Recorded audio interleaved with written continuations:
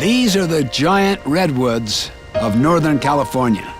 Some of them are 15 centuries old. They were 1,000 years old when Columbus sailed. A few are more than 300 feet tall, taller than a 30-story building.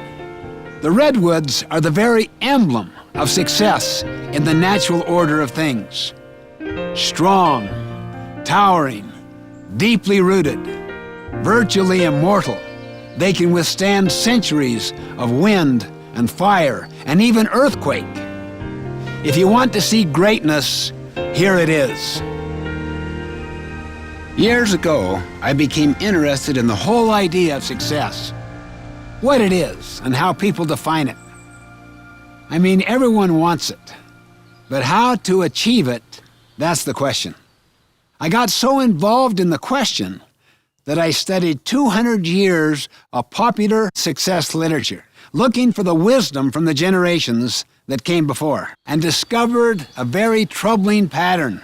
For the first 150 years, the literature focused almost entirely on character, on what we might call the character ethic, on how to develop attributes such as integrity, fidelity, courage, compassion, contribution, responsibility, justice.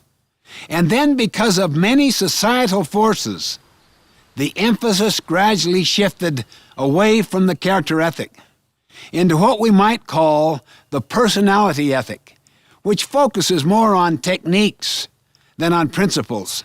In other words, how to look successful on the outside with no real attention to what's happening on the inside. You see, people who live by the personality ethic, with its focus on externals and techniques and image, are like trees with shallow roots.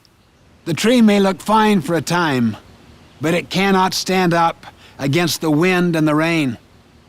By contrast, people who live by the character ethic have strong roots, deep roots, like these great redwoods. They withstand the stresses of life, and they keep growing and progressing. You see this even in organizations, not just individuals. The 7 Habits is about developing from the inside out instead of from the outside in. By that I mean we give our first energies to our own character development, which is often invisible to others, like the roots that sustain these great trees. As we cultivate the roots, we will begin to see the fruits.